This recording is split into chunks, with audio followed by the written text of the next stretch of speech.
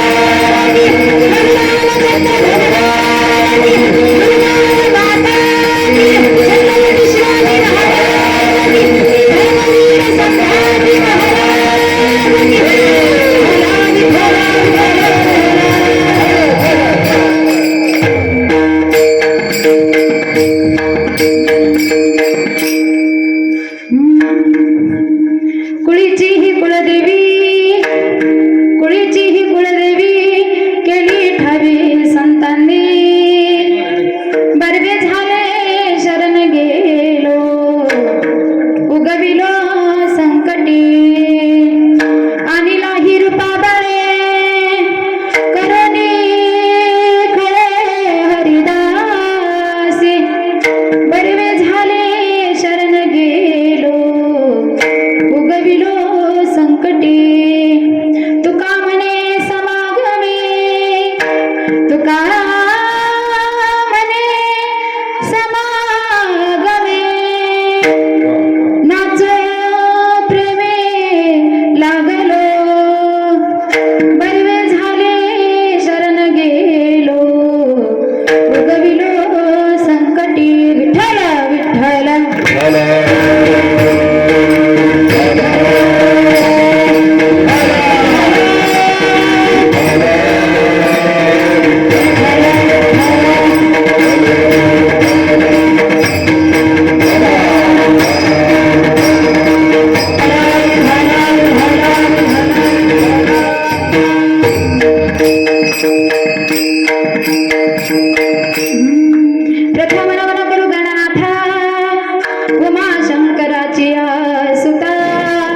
चरणावर ठेवून माथा साष्टांग करी दंडवत महायोग पीठे तटे भीमरथ्यम वरपुंडरीकाय धातु समागत्य तिष्ठं तमानन्दकन्दं परब्रह्मलिङ्गं भजे पाण्डुरङ्गम् पांडुरंगा करू प्रथम नमन पांडुरंगा करू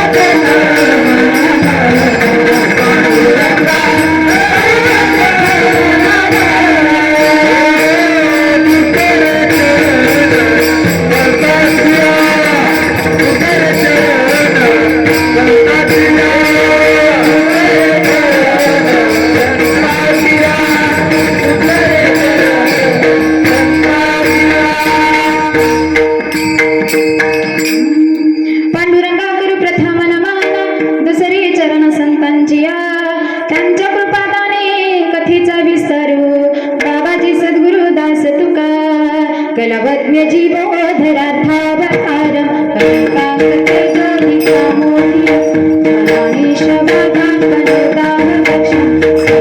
मूर्तिं भजे ज्ञानदेवम् ओम नमो ज्ञानेश्वराय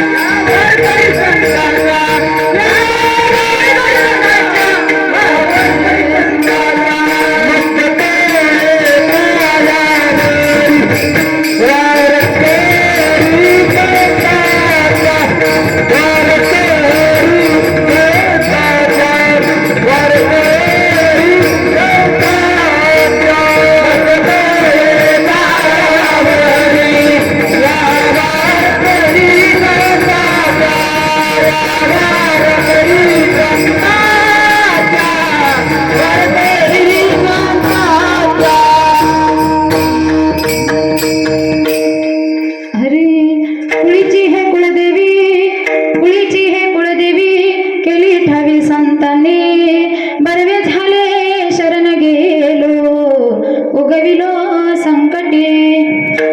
प्रस्तुत प्राप्त प्रसंगी चिंतन रूपी सेवेकरिता निवडलेला अभंग.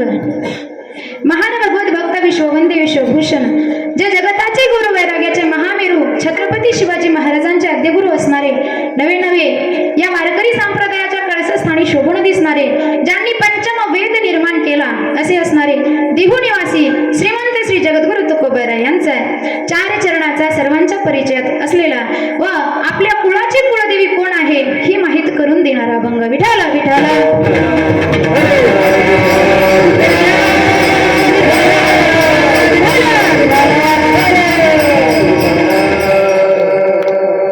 महाराज या अभंगात म्हणतात, कुळीची हे कुळदेवी केली ठावी संतांनी. आमच्या कुळाची कोणती कुळदेवी आहे ही संतांनी आम्हाला काय केली, ठावी करून दिली. मुळात ती देवी आम्हाला प्राप्त होती पण माहीत नव्हती, मग ती आम्हाला काय झाली, ठावी झाली. कुळीची हे कुळदेवी केली ठावी संतांनी. संतांनी आम्हाला कुळीची कुळदेवी ठावी करून दिली म्हणून आम्ही बरवे झाले शरण गेलो. आम्ही संतांना काय गेलो, शरण गेलो. मग संतांना शरण गेल्याच्या नंतर काय झालं तर आम्ही संकटातून तरुण गेलो. उगविलो संकटी, बरवे झाले शरण गेलो, उगविलो संकटी, आम्ही संकटातून तरुण गेलो असं महाराज म्हणतात. त्याच्या पलीकडे सांगतात, काय म्हणतात, आणि लाही रूपा बळे. संतांनी या निराकार निर्गुण भगवंताला सगुण साकार करून आणले आणि आमची कुळाची कुळदेवी आम्हाला माहित करून दिली हे महाराज सांगतात. आणि लाही रूपा बळे करोनिया खळे हरिदासी, करोनी खळे हरिदासी, हरीच्या दासांनी खळा करून म्हणजे अट्टहास करून त्या भगवंताला निराकार भगवंताला सगुण साकार रूपात आणलं. आणि म्हणून शेवटच्या चरणात महाराज सांगतात, तुका म्हणे समागमे. तुकाराम महाराज म्हणतात, आम्ही संतांच्या सहवासामध्ये किंवा संतांच्या समागमामध्ये काय करू लागलो, प्रेमाने आनंदाने काय करू लागलो, नाचू लागलो. तुका म्हणे समागमे नाचो प्रेमे लागलो, बरवे झाले शरण गेलो, उगविलो संकटी. तुमच्या लक्षात आलं का, हा झाला अभंगाचा सरळ सरळ भावार्थ. विठाला विठाला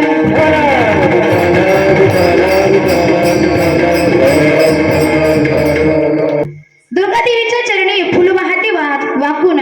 समोर मारुतीरायाचं मंदिर आहे ना, मारुतीरायाच्या चरणी फुल वाहते वाकून तुम्हा सर्वांचं नाव घेते. छत्रपती शिवाजी महाराजांचा मान राखून, छत्रपती शिवाजी महाराजांचा मान राखून. आता झालीत ना सर्वे आणि सेवेला प्रारंभ. विठाला विठाला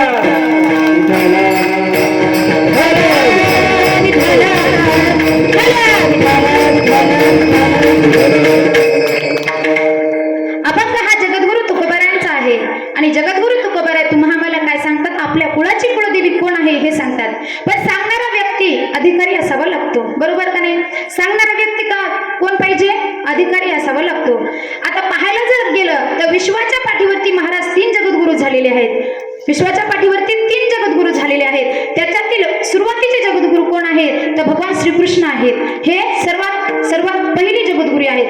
आणि दुसरे जगद्गुरु सांगायचे जर झाले तर ते आहेत आद्य गुरु शंकराचार्य. आणि तिसरे गुरु कोण असतील तर माझे देहू निवासी श्रीमंत श्री जगद्गुरु तुकोबाराय. विठाला विठाला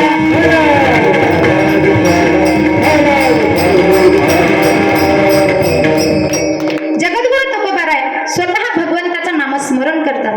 एवढं नामस्मरण करतात आणि तुम्हाला आम्हाला सुद्धा सांगतात, काय म्हणतात की तुम्ही आम्ही नामस्मरण करा.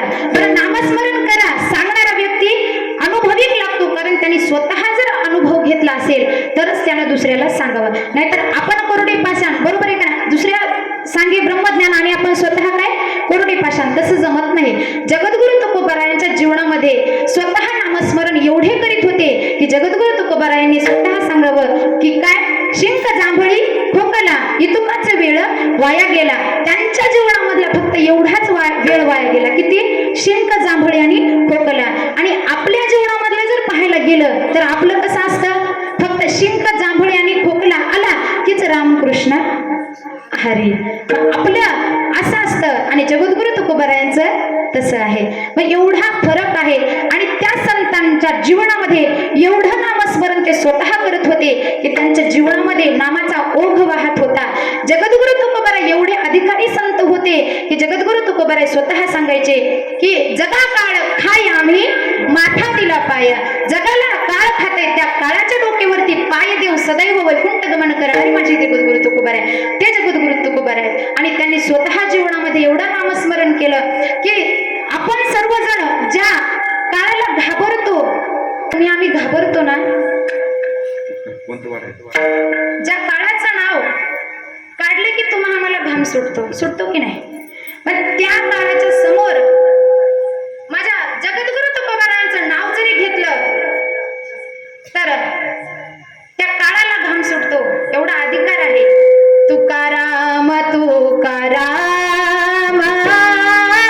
तुकाराम तुकाराम तुकाराम तुकाराम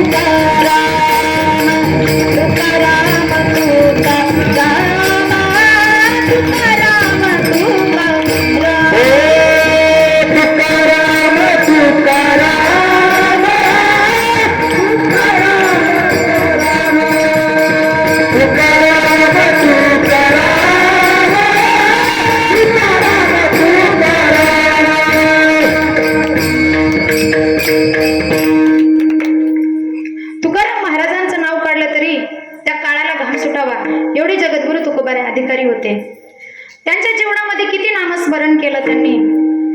त्यांचं जीवन चरित्र जर पाहायला गेलं तर काशीमध्ये एक ब्राह्मण होता आणि त्या ब्राह्मणाने आशुतोष भगवंताला साकडं घातलं होतं. काय साकडं होतं की हे भगवंता, मला एक अशा साधू पुरुषाची भेट करून दे. कोणत्या?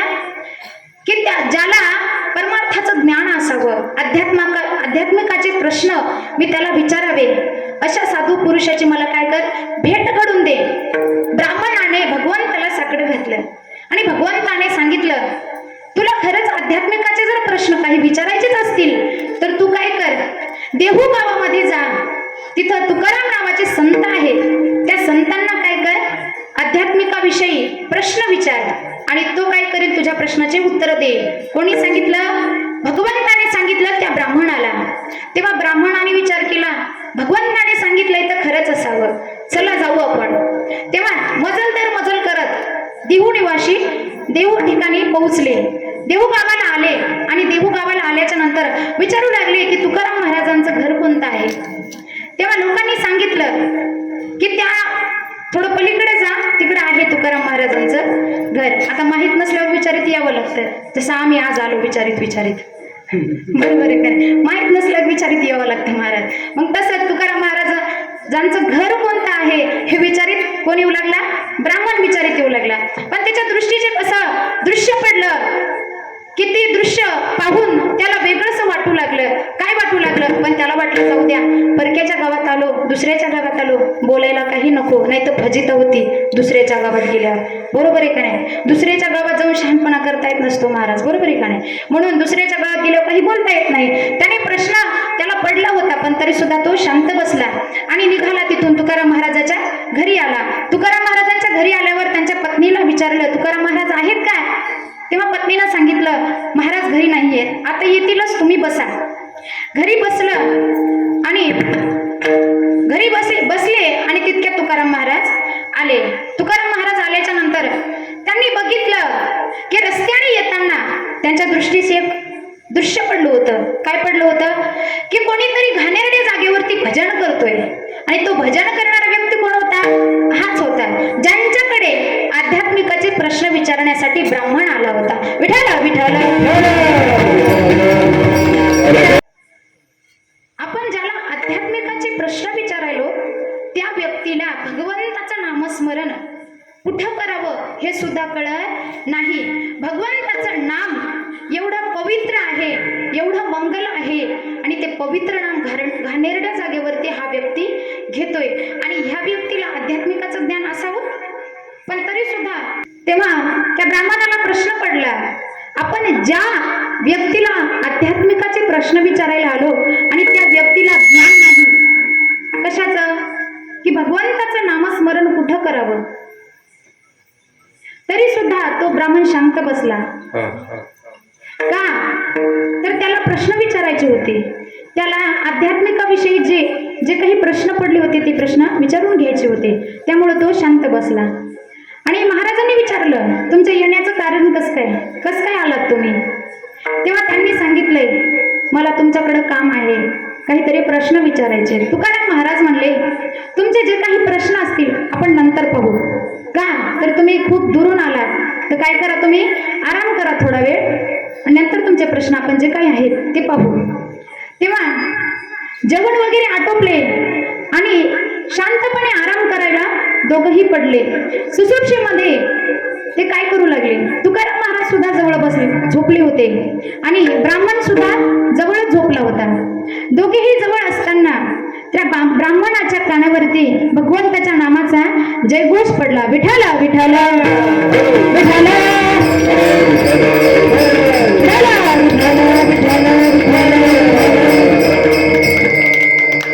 असा भगवंताच्या नामाचा जयघोष पडला. तेव्हा तो ब्राह्मण खडबडून उठला आणि त्या ब्राह्मणाने इकडे तिकडे वरती भगवंताच्या नामाचा जयघोष आलाय, कुठून आला असेल, खडबडून उठला आणि इकडे तिकडे पाहतोय तर कोणीच नाही. जगद्गुरु तुकोबाराय होते, ते सुद्धा काय केले होते, पडलेले होते. मग भगवंताचं नामस्मरण कोण करीत असेल, भगवंताचं नामस्मरण कोण करीत असेल, पण तरी त्याला वाटलं आपला काय असेल, हा भास असावा, त्यामुळे तो परत पडला आणि परत पडल्याच्या नंतर परत त्याच्या कानावरती भगवंताच्या नामाचा जयघोष आला. परतही तसंच झालं, परत तो उठला, इकडे तिकडे पाहतोय तो कोणीच नाही. मग त्याच्या लक्षात आलं, काय लक्षात आलं, तुमच्या सर्वांचं इकडे लक्ष आहे ना, इकडे लक्ष द्या म्हणजे तुमच्या लक्षात येईल की तो व्यक्ती, तो ब्राह्मण जगद्गुरु तुकोबारायांच्या जवळ गेला आणि पाहतोय तर सुसुप्तीमध्ये झोपेमध्ये असताना सुद्धा जगद्गुरु तुकोबारायांच्या अंगावरील रोम रोम भजन करत होते. आपण कीर्तनात असताना सुद्धा भजन करत नाही, तर जगद्गुरु तुकोबारायांच्या अंगावरती रोम रोम भजन करत होते. केव्हा जगद्गुरु तुकोबाराय झोपलेले होते, एवढा नामस्मरण त्यांच्या जीवनामध्ये होतं. ते जगद्गुरु तुकोबाराय विठ्ठल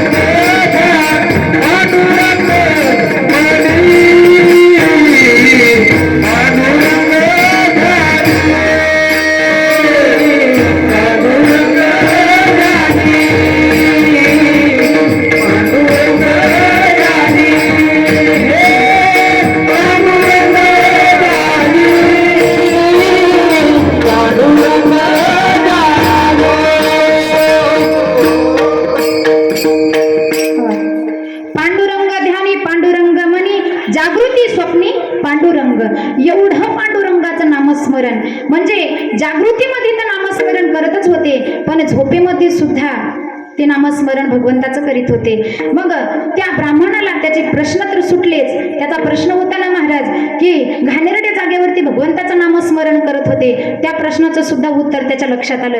का तर जगद्गुरु तुकोबाराय स्वतः म्हणायचे, काय म्हणत होते मला, अनावर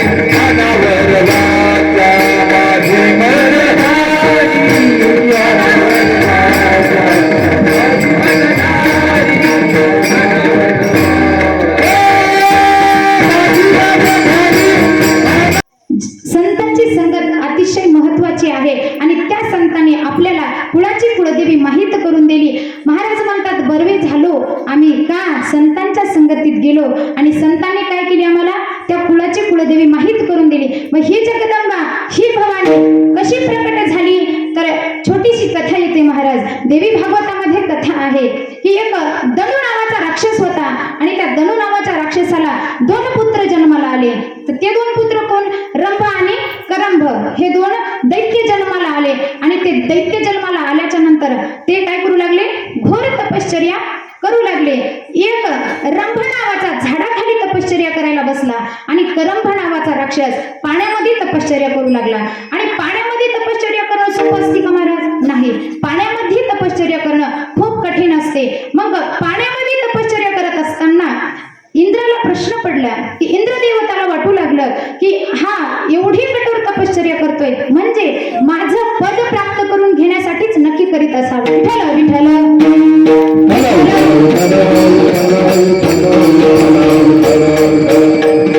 इंद्रदेवाला वाटू लागलं माझं पद प्राप्त करून घेण्यासाठी हा करंभ काय करतोय तपश्चर्या करतोय.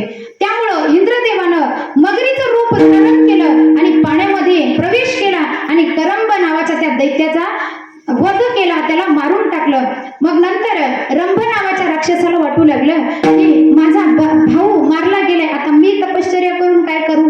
मग त्यामुळे रंभ नावाच्या राक्षसाला दुःख वाटू लागलं आणि मग तो काय करू लागला आत्महत्या करण्यासाठी निघाला. आत्महत्या करायला निघाल्यावरती त्याला अग्निदेवतांना प्रगट होऊन वरदान दिलं.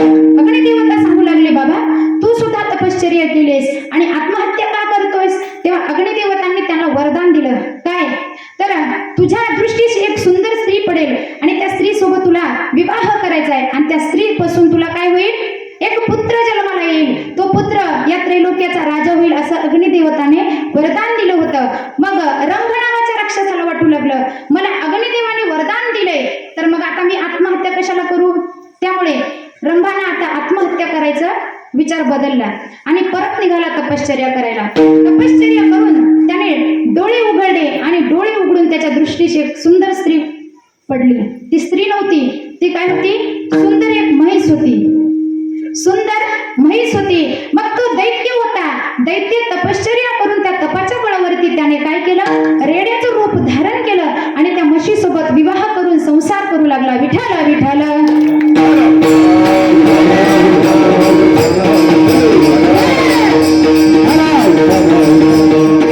म्हशी सोबत संसार करत असताना त्या म्हशीपासून त्याला एक पुत्र होणार होता. तर एक त्या म्हशीच्या मागे रेडा लागला, दुसरा एक रेडा लागला. त्या रेड्यामध्ये आणि या रंभ नावाच्या रेड्यामध्ये घनघोर युद्ध झालं. त्या युद्धामध्ये रंभ नावाचा दैत्य मारला गेला आणि मग म्हैस विष्णू भगवंताला शरण गेली. तर विष्णू भगवंताला शरण गेल्याच्या नंतर भगवंतानी त्या दुसऱ्या रेड्याला मारलं आणि ती म्हैस सती जाण्यासाठी निघाली. सती जाण्यासाठी निघाल्यावरती त्या रंभ नावाच्या दैत्याच्या चितेवरती ती म्हैस बसली आणि त्या चितेतून चिता जळत असताना त्या म्हशीच्या गर्भामध्ये एक गर्भ वाढत होता. तो गर्भ म्हणजे कोणाचा होता त्या रंभ नावाच्या राक्षसाचा होता. आणि त्या म्हशीच्या गर्भामध्ये गर्भ वाढत असताना तो गर्भ त्या चितेमध्ये सुद्धा जळाला नाही. का नाही जळाला तर त्याला अग्निदेवताचं वरदान असल्यामुळे जळाला नाही. मग त्या म्हशीच्या गर्भातून उत्पन्न झाल्यामुळे त्या राक्षसाचं नाव काय पडलं महिषासूर असं पडलं. विठ्ठल विठ्ठल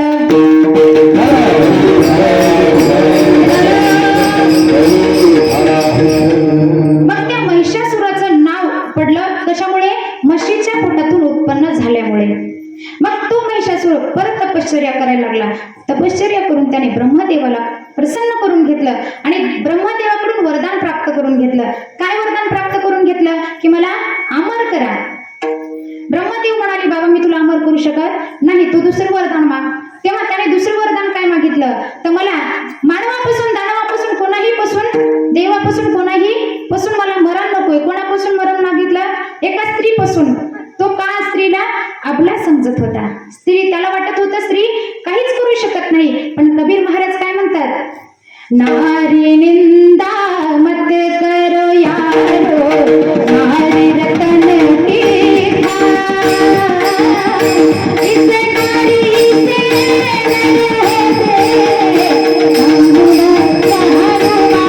से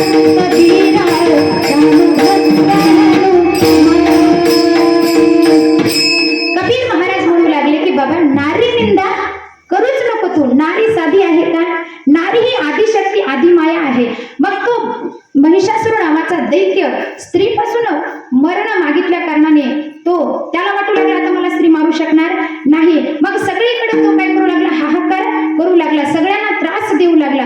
तेव्हा सगळे देव एकत्रित आले आणि सर्व देवतांनी सुद्धा त्या महिषासुरासोबत युद्ध केलं. पण त्याला वरदान असल्या कारणाने कोणतेही देव त्याला मारू शकले नाही. मग सर्व देवगण काय झाले, या आदिशक्ती या आदि माया माहेला जगदंबा मातेपाशी काय झाले, सगळ्यांनी प्रार्थना केली आणि त्या आई जगदंबेला म्हणू लागले, आई भवानी तुझ्या कृपेने तारीशी भक्ताला, अगाध महिमा तुझा माऊली वारी संतनाला, आई भवानी तुझ्या कृपेने तारीशी भक्ताला, अगाध महिमा तुझा माऊली वारी संतनाला, अजय हरी शंकर हरी भगत देव, अजय हरी शंकर हरी भगत देव, आज गोंधळाला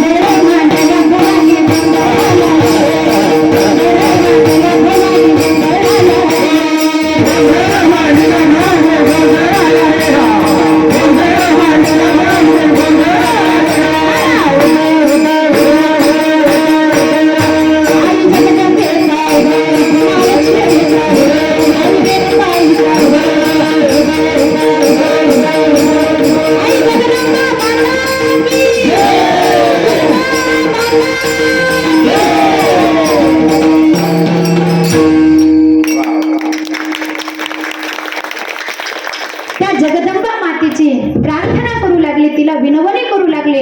सर्वच जण एकत्र आले. कोण, सर्व देवता एकत्र येऊन त्या आई जगदंबेची प्रार्थना केली. काय तर या महिषासुरापासून आम्हाला वाचव आई, तूच आम्हाला वाचवू शकतेस. म्हणून ती आई जगदंबा अवतरण झाली आणि तिनं प्रकट होऊन ह्या महिषासुराचा वध केला आणि सर्व देवतांना सुखी केले. विठ्ठल विठ्ठल.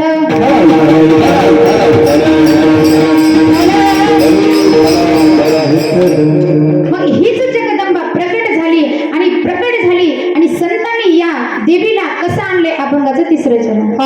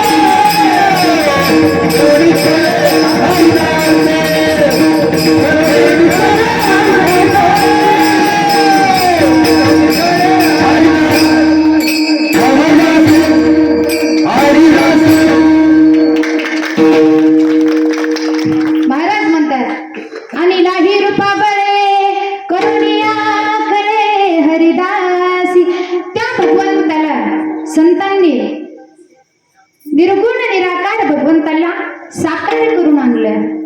कशासाठी? तुमच्या आमच्यासाठी. त्या संतांनी आपल्यावरती उपकार केला म्हणून आम्ही त्या संतांना शरण गेलो. आता सर्वांनी एकदा वारकरी संप्रदायाच्या नियमाप्रमाणे भजन करूया. हात वरी करा सर्वांनी. तुलेले हरी काना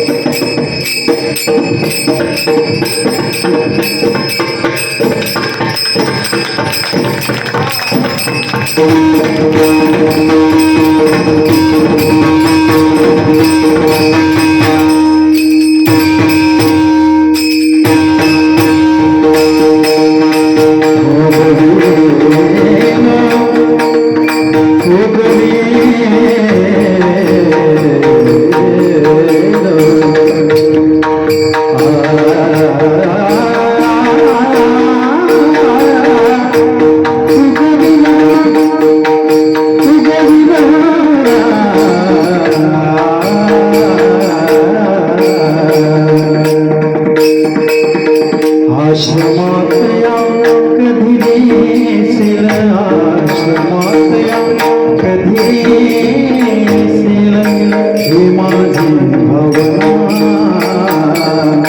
राम